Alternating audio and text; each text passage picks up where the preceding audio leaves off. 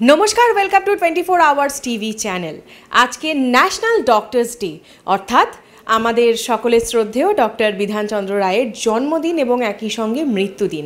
আর আজকে এই মুহূর্তে আমি রয়েছি গুডেস হসপিটালে এবং আমার সঙ্গে রয়েছেন guest of honour doctor Rupak Chatterjee, medicine and infections disease consultant.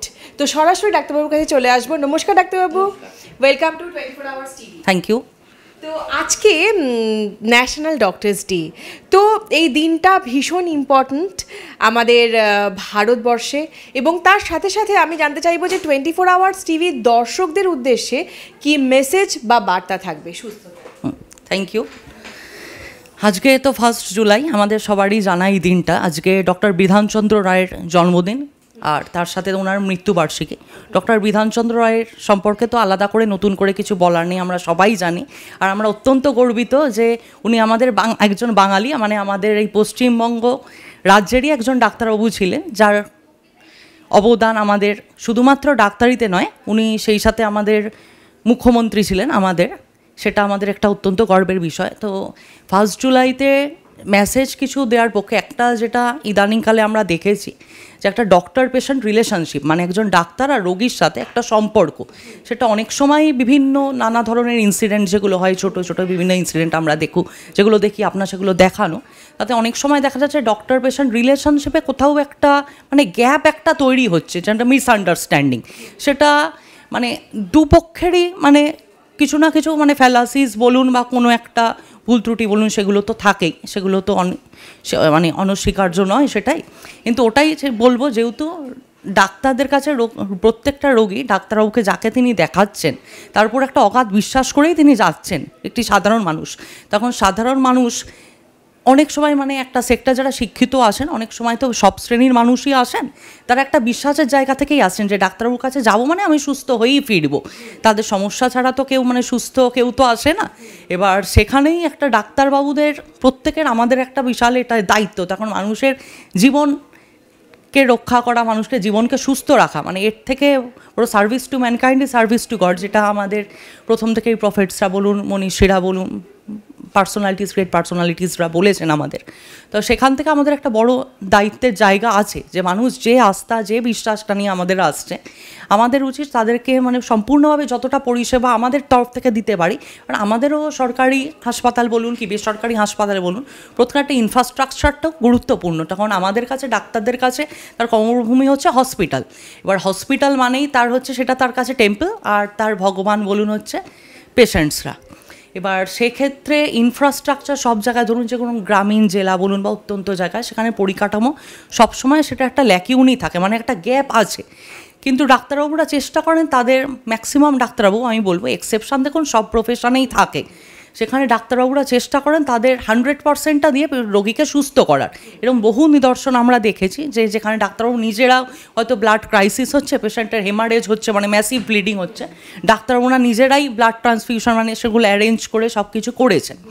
এবার সেই জায়গাটা ইনফ্রাস্ট্রাকচারের মধ্যে থেকেও ডাক্তারবাবুরা চেষ্টা করেন, কিন্তু তার মধ্যেও অনেক সময় মানুষের একটা আস্থা কোনো হয়তো চিট ধরে, কিছু কিছু ইনসিডেন্ট আমরা দেখি যেটা প্রায়ই পাই। এবার সেটাই আমরা মানে পেশেন্টদেরও, যেমন ডাক্তারবাবুদের একটা ওয়ার্ক প্লেস ভায়োলেন্স একটা খুব আপকামিং একটা টপিক, যেটা আজকে না বললেই নয়। মানে ডাক্তারবাবুরাও কোনো জায়গায় কিছু কিছু জায়গায় একটা ইনসিকিউরিটি কিছুটা ফিল করে যে রোগীর পেশেন্ট পার্টিরা হঠাৎ করে একটা ভায়োলেন্ট অ্যাটিটিউড হয়ে যাচ্ছে। এবার দুপক্ষকেই সেটা সরকার বলুন বা সবাইকেই দেখতে হবে, মানে দুপক্ষকেই মানে তাদের সমস্যাগুলো বোঝা। তখন মানুষও একটা আস্থা নিয়ে আসছে, হঠাৎ ধরুন কারোর নিয়ার অ্যান্ড ডিয়ার ওয়ান, তার প্রিয়জন হঠাৎ করে কোল্যাপস করে যাচ্ছে, খারাপ হচ্ছে, একটা মেন্টাল প্রেশার পড়ে। এবার সেক্ষেত্রে থেকেই রিয়াকশানটা আসে যে ডাক্তারবাবু নিয়ে এসেছিলাম দেখলো না বা কিছু। কিন্তু ডাক্তারবাবুদের ক্ষেত্রেও সেটা উচিত যে প্রথম থেকেই পেশেন্টদের কাউন্সেলিং করা, যে যাতে যে পরিস্থিতিটা বোঝানো, আর সেটা বোঝাতে হবে মানে এই ডেফিসিটটা কোথাও গিয়ে যেন ওভারকাম করতে পারি, সেটাতে আপনাদের মানে বিশেষত একটা বিশাল ইম্পর্টেন্ট রোল আছে যে মানুষের কাছে আপনারা যেরকমভাবে সব কিছু তুলে ধরছেন জিনিসগুলো। আর আপনারা তো আপনাদের দিক থেকে প্রায়ই সব বিভিন্ন নিউজ প্রোগ্রাম কন্ট্যাক্ট করেন স্বাস্থ্য এতে। এবার এই টপিকটা ছাড়াও আরেকটা যেটা বার্তা, সেটা হচ্ছে আপকামিং তো আমাদের ডেঙ্গি ম্যালেরিয়া সিজনগুলো আসছে, জ্বরের সিজন একটা। আমরা তো কোভিড মহামারী থেকে সবেমাত্র উত্তীর্ণ হয়েছে, এখনও পোস্ট কোভিড যে সিমটমসগুলো এখনও চলছে। কোভিড শেষ হয়ে গেছে, কিন্তু পোস্ট কোভিডে অনেকেই দেখা যাচ্ছে পোস্ট কোভিডের পর শ্বাসকষ্ট হচ্ছে, বিশেষত বয়স্ক পেশেন্টদের, বা একটা ফ্যাটিক মানে একটা লেথার্জি ভাব, দুর্বলতা, এগুলো পারসিস্ট করছে। তা আবার তো আমাদের জ্বরের সিজন একটা আসছে, সেখানে সেটাই বলবো যে যেটা নিকটবর্তী স্বাস্থ্যকেন্দ্রে পেশেন্টদের সব রোগীকেরই মানে সামান্য জ্বর সর্দি কাশি বলে কিছু উপেক্ষা করাটা উচিত নয়, সবসময় একটা মেডিকেল কনসালটেশন নেওয়া উচিত। আমাদের রাজ্য সরকার, আমাদের মাননীয় মুখ্যমন্ত্রীও তো এখন প্রচুর মেডিকেল কলেজ স্বাস্থ্যকেন্দ্র তো উনি তো করেছেন, যাতে সব মানুষ সর্বস্তরে স্বাস্থ্য পরিষেবাটা পাওয়া যায়।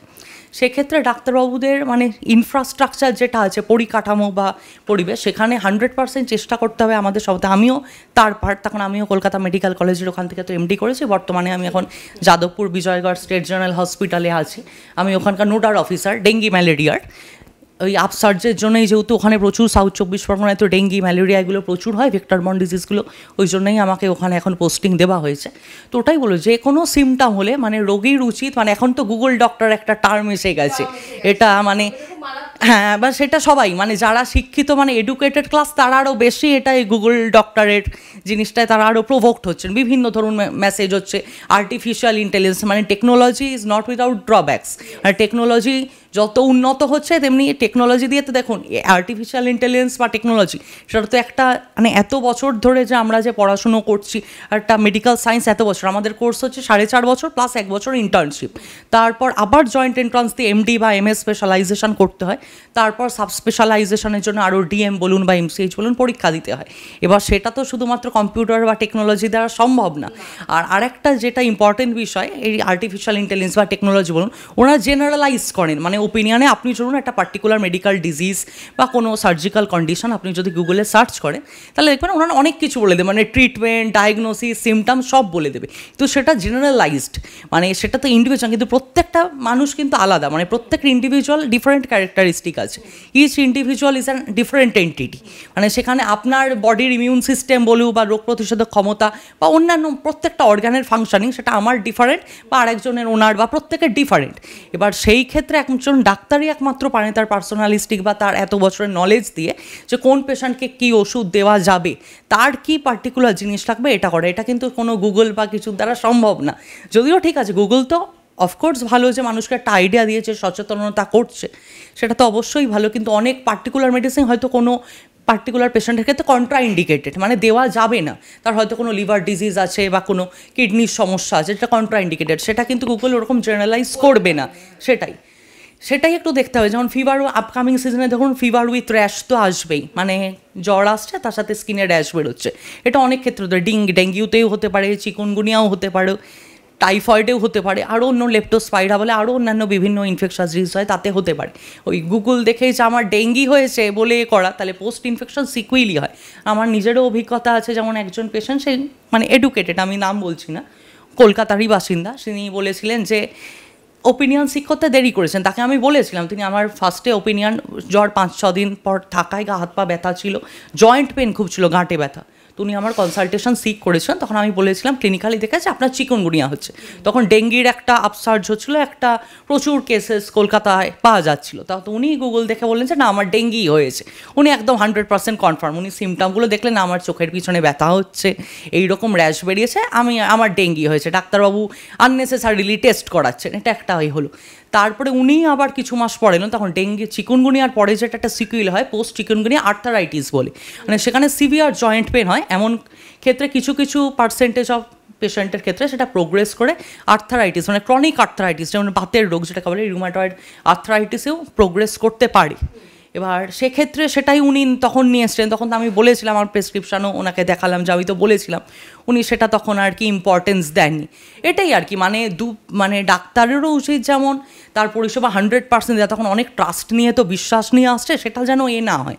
মানে এখন আমি নিজেও এই প্রফেশনে আছি, আমি কখনোই বলবো না যে ডাক্তারদেরই, কিন্তু কোনো প্রফেশনেই মানে ভালো মন্দ মিলিয়েই তো মানুষ, অনেক রকমের বিভিন্ন বলুন কর্পোরেটের বলুন বা বিভিন্ন এতে বলুন, যে অনেক সময় হয়তো একটা বাকেট অফ কেয়ার যেমন চলে এসছে, মানে একটা সবই প্যাকেজে হচ্ছে এখন সিস্টেমে, যেখানে আপনি হোটেলে যান কি ডাক্তারিতে যান একটা প্যাকেজ, মানে টেস্ট হচ্ছে আপনি সিবিসি করাবেন একটা প্যাকেজ, আপনাকে সিবিসি এলএফটি এই প্যাকেজ, এবার অনেক কিছু তো প্রলোভন তো থাকেই, সেটা সব প্রফেশনেই আছে, কিন্তু সেটার মধ্যে গিয়ে রোগীর তার বার করতে প্রত্যেকটা মানুষটা ট্রাস্ট নিয়ে আসছে, যেটা মেন জায়গা, একটা মানুষের জীবন আমাদের হাতে, সেটাই প্রত্যেকটা ডাক্তারের উচিত যে সেটাকে জানে যেটা লাগবে, যেটা অত্যন্ত প্রয়োজনীয় শুধু পেশেন্টের জন্য সেটাই, মানে বাড়তি কিছু এক্সট্রা না করা সেটা। আর পেশেন্টদের উচিত ডাক্তারদের উপর একটু ট্রাস্ট রাখা, যে হয়তো অনেক সময় হয়তো খারাপ পেশেন্ট আসছে খুব, এবার পেশেন্ট হয়তো ভাবতে পারছে হয়তো ডাক্তারের কিছুই করণীয় নেই, সেটা একটা অ্যাডভান্স স্টেজে এসছে, তো সেটাও পেশেন্ট পার্টি ভাবছে না ডাক্তারবাবু হয়তো ইচ্ছা করে উনি হয়তো সেরকম হয়তো গুরুত্বটা দিলেন না, তাহলে আমার পেশেন্টের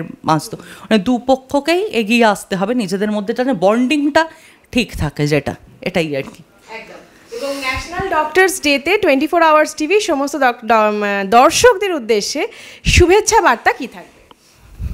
হ্যাঁ, আমি এটাই বলবো, মানে ডক্টরস ডেতে আজকে একটা তো ইম্পর্টেন্ট দিন আমাদের প্রফেশনের, এটাই একটা আমি বার্তা দেবো যে সবাই স্টে হ্যাপি অ্যান্ড হেলদি, মানে দুটোই খুব, মানে হেলথ ইজ ওয়েলথ আমরা সকলেই জানি, সেখানে ডাক্তারদের একটা মেজর রোল প্লে করার আছে সমাজের কাছে, তখন হেলথটাকে সুস্থ রাখা আমাদের হাতেই আমাদের দায়িত্ব। তা সেটাই বলবো, সবাই সুস্থ থাকুন, আর যখনই কোনো সমস্যা হবে মানে feel free to contact us, আমরা সবসময় আপনাদের নিকটবর্তী ডাক্তারবাবু যাকে আপনারা কন্ট্যাক্ট করেন, সরকারি কি বেসরকারি, সবাই আমরা সবসময় আপনাদের সার্ভিসের জন্য 24/7 আমরা রেডি আছি। থ্যাংক ইউ সো মাচ ডাক্তারবাবু for your valuable words and time. আর এই ধরনের সুন্দর সুন্দর ইনফোটেইনমেন্ট দেখতে সবসময় চোখ রাখুন 24 আওয়ার্স টিভি পর্দায়।